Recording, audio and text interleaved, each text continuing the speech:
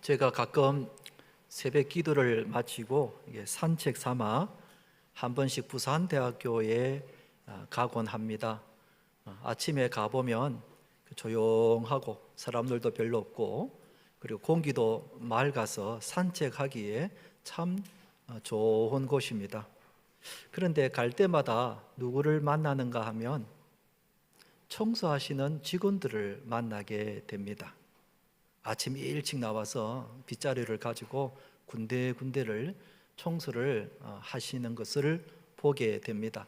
밤새 떨어진 나뭇잎이라든지 혹은 그 전날 학생들이 어지러 놓았던 여러 가지 쓰레기들을 말끔히 청소하는 것을 매번 갈 때마다 보게 됩니다. 이렇게 매일마다 청소하시는 분들이 계시기 때문에 학교 캠퍼스가 깨끗하구나 하는 생각을 하게 됩니다. 우리가 살고 있는 이 부산도 마찬가지입니다. 누군가가 매일 청소를 하기 때문에 깨끗한 겁니다. 매일마다 길가에 흩어져 있는 여러 가지의 쓰레기들을 치우는 사람들이 있고 또 가정에서 내놓은 그 음식물 쓰레기를 수거해가는 사람들이 있습니다. 여러분, 만약에 한 일주일만 청소를 하지 않고 음식물 쓰레기를 수거해 가지 않는다면 어떻게 되겠습니까? 아마 상상만 해도 아찔할 겁니다. 그런데 매일 청소하시는 분들이 계시기 때문에 우리 부산이 깨끗해지는 겁니다. 마찬가지입니다. 우리의 영혼과 우리의 육신의 더러운 죄악을 늘 깨끗하게 해주시는 분이 계십니다. 그분이 누구신가 하면 바로 우리 예수님이십니다. 아멘. 예수님은 우리의 더러운 죄악과 그리고 허물을 언제나 깨끗하게 해주십니다. 오늘 읽은 이 말씀이 바로 이것을 말씀하고 있는데요, 히브리서의 결론 부분이라고 할 수 있습니다. 그런데 오늘 말씀을 대하면서 느끼는 것은 역시 히브리서의 끝도 히브리서답다는 그런 생각을 합니다. 왜냐하면 우리가 히브리서를 1장부터 쭉 지금까지 살펴보았듯이 히브리서는 예수님으로부터 시작이 되더니 역시 예수님으로 끝내고 있다는 것입니다. 히브리서의 주제는 대제사장이신 우리 예수님이 십자가에 돌아가심으로 우리의 모든 죄를 다 정결하게 해 주신 것입니다. 할렐루야. 그런데 예수님께서 죄를 사해 주신 것과 연결된 것이 바로 어디냐면 교회인 것입니다. 더 정확하게 말하면 교회에서 예배드리는 바로 이 시간인 것입니다. 그렇기 때문에 우리가 이 예배의 의미를 우리가 잘 알면은 우리가 드리는 이 예배가 얼마나 소중하고 귀한가 하는 것을 알게 되는 것입니다. 그러므로 사랑하는 성도 여러분, 오늘 이 말씀을 통해서 우리가 예배에 대한 또 다른 의미를 우리가 알고 우리의 신앙생활과 우리의 예배생활이 더욱 새로워지기를 주님의 이름으로 축원드립니다.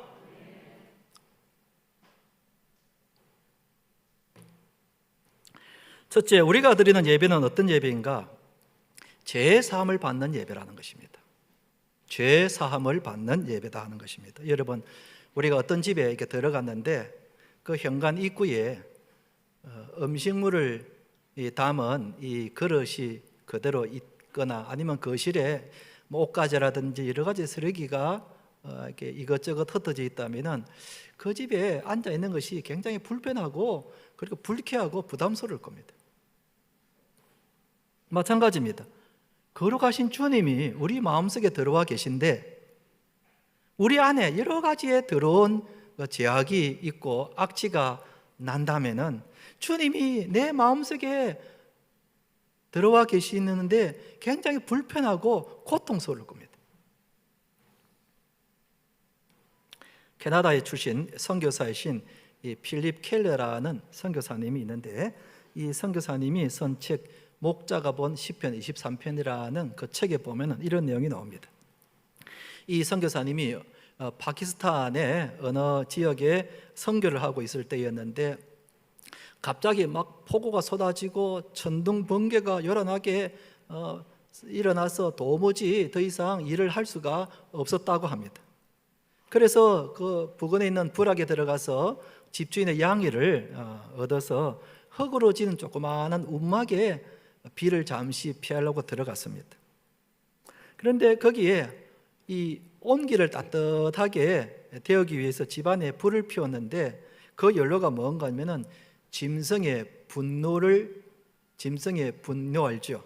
그걸 이렇게 말린 것을 가지고 아직까지 그 부락에서는 연료로 쓰고 있더라는 것입니다. 그러니까 그 짐승의 분노를 가지고 불을 피우니까 온 집안이 그냥 악취가 나고 매캐한 연기로 가득 차 있는 겁니다. 폭우가 아니면은 여기 더 이상 머물러 있기가 참 고통스러울 정도였습니다. 그렇다고 나갈 수도 없고 그냥 있자 너무 고통스러운 것입니다. 그때 이 선교사님이 강력한 성령님의 음성을 듣게 되는데, 너가 지금 처해 있는 이 상황이 마치 내가 지금 너 마음에 들어가 있는 상황과 똑같다는 겁니다. 무슨 말씀인지 아시겠죠? 주님이 우리 안에 들어와 계신데 지금 내 마음의 상태가 딱 이렇다는 겁니다.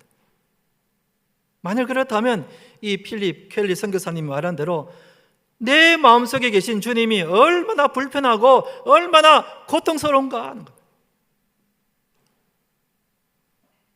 사람들은 우리 마음을 볼 수 없기 때문에 우리 겉모습만 보고 다 단정하고 그렇게 깨끗하다고 그렇게 말합니다.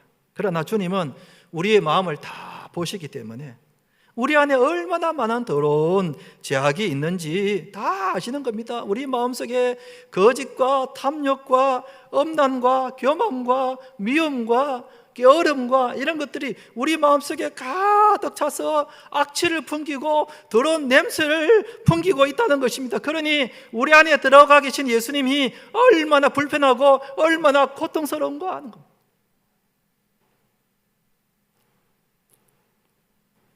그렇기 때문에 우리는 먼저 우리의 더러운 죄악을 깨끗하게 씻어야 하는 것입니다. 그래서 예수님께서 사람들의 더러운 죄를 깨끗하게 하기 위해서 만든 것이 바로 구약의 제사 제도였습니다. 오늘 읽은 말씀에 구약의 제사에 대해서 먼저 이렇게 말씀하고 있습니다. 10절, 11절 보면은 우리에게 제단이 있는데 장막에서 섬기는 자들은 그 제단에서 먹을 권한이 없나니 이는 죄를 위한 짐승의 피는 대제사장이 가지고 성소에 들어가고 그 육체는 영문 밖에서 불사람이라 그랬습니다. 여러분 구약의 레위기서에 보면 5가지의 제사가 있습니다. 소제, 속죄제, 속건제, 화목제, 그리고 번제. 이제 우리 정욱재 목사님이 이번에 강의하게 될 5대 제사 이런 공부하시면 자세히 이제 알게 되는데요. 그 5가지 제사 중에서 속죄제를 말하고 있는 겁니다. 그런데 이 속죄제의 특징이 뭐냐면은 제물을 먹을 수 없는 것이 특징입니다. 속죄제를 드리게 되면 그 제물의 피는 그 제단 주위에 다 뿌립니다. 그리고 그 몸은 각을 떠서 다 불살라 태웁니다. 그리고 남은 죄와 그리고 오물도 다 성전 밖에 가서 다 버립니다.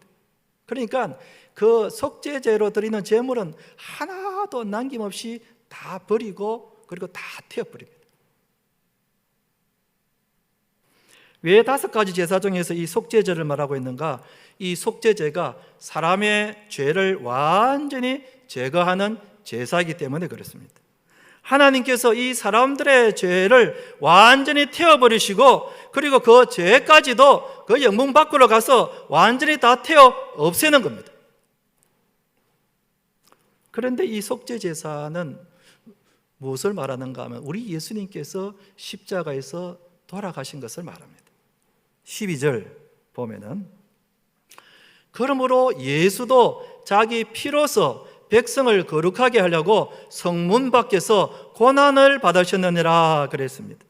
예수님께서 우리의 죄를 정결하기 위하여 영문 밖으로 나가셨습니다. 여기 이 성문은 예루살렘 성 밖을 말하는데 우리 예수님께서 십자가를 지시고 영문 밖 골고다 언덕에 가셔서 십자가를 지시면서 자신의 피를 한 방울도 남기지 아니하시고 십자가에 못 박혀 돌아가신 것입니다. 완전한 속죄 제물이 되신 겁니다. 그런데 우리에게 제단이 있다고 말했습니다. 10절을 제가 다시 한번 읽어보겠습니다. 우리에게 제단이 있는데 그랬습니다. 우리에게 제단이 있는데, 아니 예수님께서 십자가에서 모든 우리의 죄를 다 지시고 돌아가시고 이제는 예수님이 다 이루셨다 하고 더 이상 더 다른 제사가 필요 없다는 뜻으로 다 이루셨다고 말씀하셨는데 우리에게 또 무슨 제단이 필요한가 하는 것입니다. 여기서 말하는 제단은 그 구약의 제사를 드리는 제단을 말하는 것이 아니라 바로 교회의 제단을 말하는 것입니다. 더 정확하게 말하면 교회에서 드리는 예배의 제단을 말합니다. 우리가 계속해서 예배를 통해서 죄 사함을 우리가 받아야 하는 것입니다. 왜 그런가 하면은 우리는 계속해서 죄를 짓고 있기 때문에 그렇습니다. 예수님을 믿고 세례를 받았음에도 불구하고 우리는 계속해서 죄를 짓고 있는 것입니다. 죽을 때까지 어찌 못해는 계속 죄를 짓고 있는 겁니다. 거짓말을 하고 남을 미워하고 음란의 죄를 짓고 온갖 탐욕의 죄를 짓고 게으르고 그리고 불신앙의 죄를 짓고 살아가는 겁니다. 우리가 예수님을 믿어도 여전히 우리가 죄 가운데 살아가는 것이 우리의 솔직한 모습인 겁니다. 그러면 이 죄를 어떻게 해야 되는가? 바로 이런 죄를 깨끗하게 해줘야 하는데 우리 예수님께서 교회에 이 예배의 제단을 만드신 것입니다.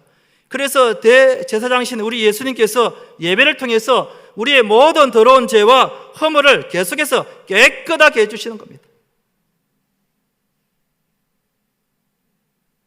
우리가 드리는 이 예배 시간이 우리 예수님께서 우리 죄를 깨끗하게 해주시는 시간이라는 겁니다. 그래서 우리는 예배를 드릴 때에 우리가 지은 죄, 우리가 가지고 있는 허물과 죄를 주님 앞에 다 내놓아야 합니다. 사도행전 8장 22절을 같이 한번 읽어보십시다. 시작. 너의 악함을 회개하고 주께 기도하라. 혹 마음에 품은 것을 사하여 주시리라. 너의 악함을 회개하고 주께 기도하라는 것입니다. 우리가 예배드리면서 하나님 앞에 나의 죄를 회개하면 하나님께서 우리의 모든 죄를 용서해 주시는 것입니다. 아멘. 우리가 아까도 참회의 기도를 드렸습니다. 우리는 예배드릴 때마다 이 참회의 기도를 합니다. 내가 지난 주간에 내 지은 모든 죄를 주님 앞에 다 내놓고 용서를 구하는 겁니다. 그러면 주님이 우리의 모든 죄를 다 용서해 주십니다. 그렇기 때문에 우리가 예배드리는 이 시간은 오늘 본문의 말씀처럼 우리의 영혼과 우리의 육신의 더러운 죄를 깨끗하게 하는 시간입니다. 내 허물과 죄와 수치를 끄집어내서 완전히 태우는 시간입니다. 그러면 우리 예수님께서 보혈로 우리의 모든 허물과 죄를 용서해 주십니다. 아멘. 세상 사람들은 할 수만 있으면 자신의 죄를 자꾸 감추려 합니다. 숨기고 감춥니다. 왜 그런가 하면은 죄를 용서받을 수 있는 길을 모르기 때문에 그렇습니다. 그러니 신문지 같은 걸로 죄를 덮어 놓으면은 그렇다고 죄가 없어지는 것이 아니라 오히려 그 안에서 썩으면서 더 심한 악취가 풍기게 되는 겁니다.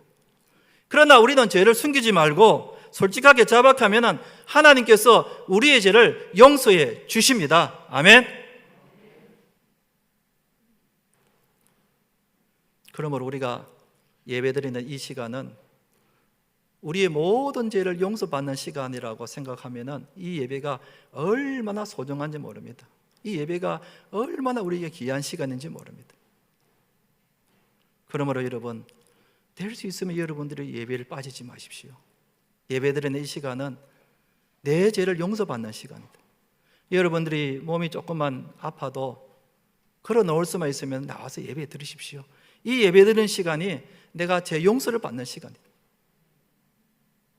여러분들이 아무리 바쁘더라도 이 주일 예배만은 여러분들이 빠지지 말고 나와서 예배 드리십시오. 이 예배가 내가 하나님으로부터 죄 용서를 받는 시간인 것입니다. 그러므로 사랑하는 성도 여러분, 우리가 예배 드릴 때마다 이 시간이 내 모든 더러운 죄를 용서받는 시간이라고 믿고 매주를 지나면서 항상 우리가 거룩한 성도로 살아가게 되기를 주님의 이름으로 축원드립니다.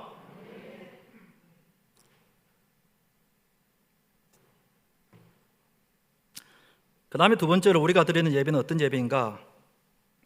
찬송의 예배라는 겁니다. 찬송의 예배라는 겁니다.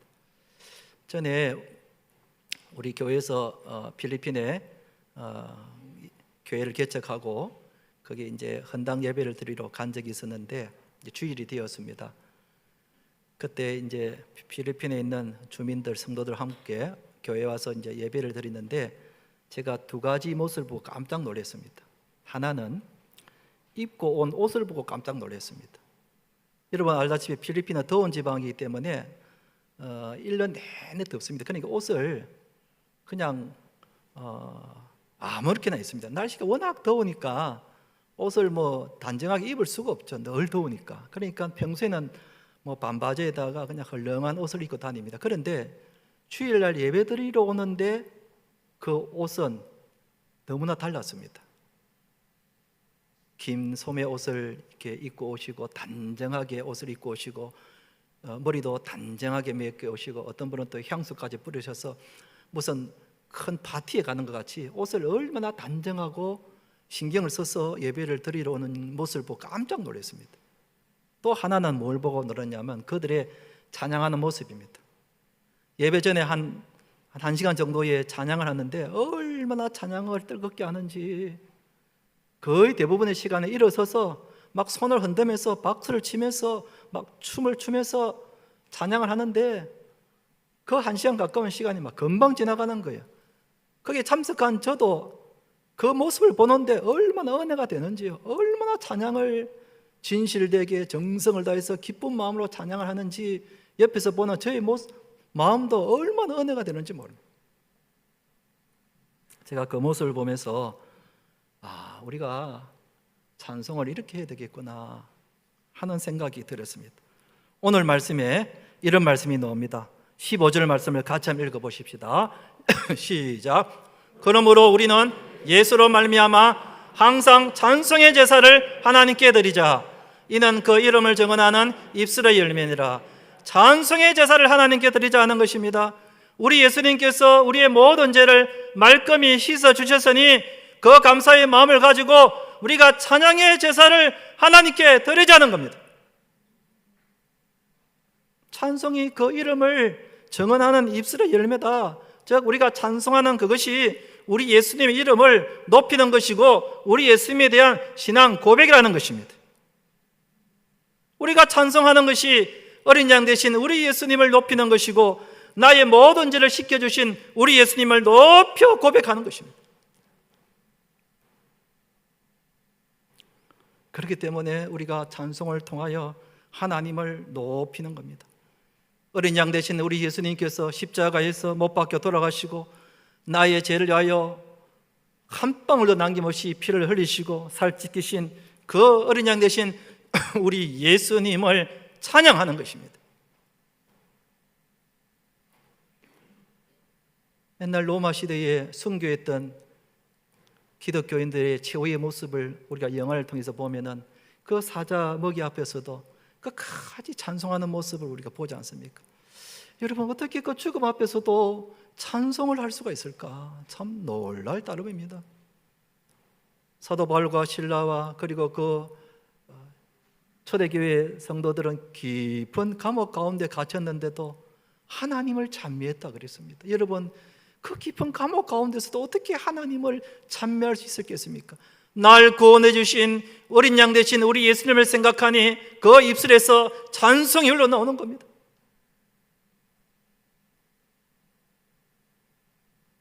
그러므로 여러분 우리들은 온 마음을 다하여 찬송의 예배를 드려야 합니다. 우리는 천국 갈 때까지 매일마다 우리 입술을 통하여 찬송의 예배를 드려야 합니다.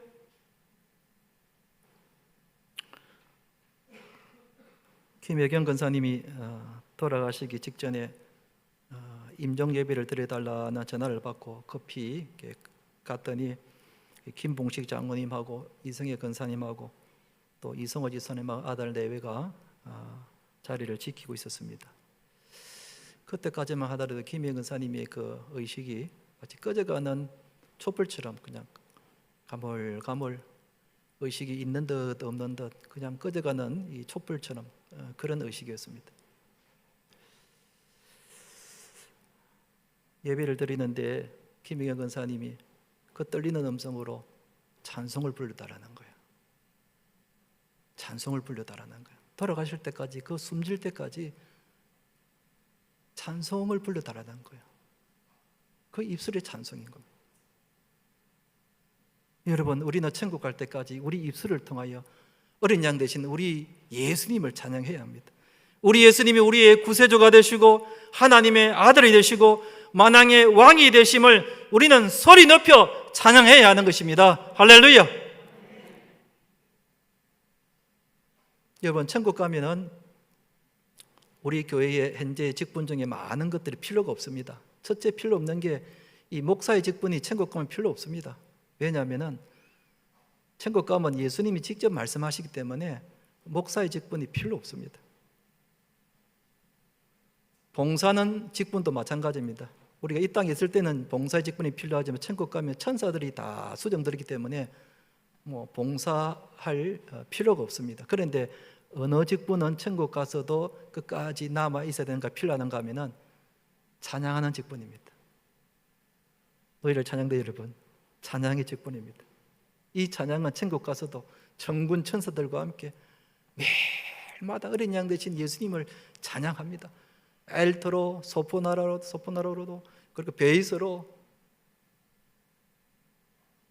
하나님께 찬양하는 겁니다.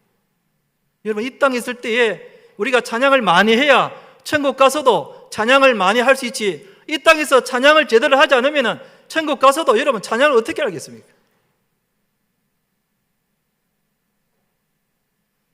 이 땅에 있는 동안에 우리가 열심히 찬송해야 됩니다. 나의 구원자가 되신 우리 예수님, 어린 양 되신 우리 예수님을 높여 찬양하는 것, 그것이 바로 우리가 주일 예배드리는 이 찬송의 제사인 것입니다. 사랑하는 성도 여러분, 이번 한 주간도 여러분 이 찬송의 제사, 내 입술의 열매라 그랬습니다. 언제든 집에 있을 때든지 길을 걸어갈 때라든지 언제든지 우리 입술이 찬송의 열매가 되어서 우리의 어린 양 되신 예수님을 찬송하며 사시는 우리 성도 되시기를 주님의 이름으로 축원드립니다. 이제 말씀을 맺겠습니다. 예수님은 이 땅에 오셔서 우리의 더러운 죄를 다 깨끗하게 해주셨습니다. 그리고 우리가 드리는 이 예배가 바로 나의 더러운 죄를 깨끗하게 씻는 바로 그 시간인 겁니다. 우리가 예배를 통해서 어린 양 되신 우리 예수님을 마음껏 찬양합시다. 이번 한 주간도 이런 예배의 찬송의 삶을 사시면서 살아가시는 우리 성도님들 되시기를 주님의 이름으로 축원드립니다.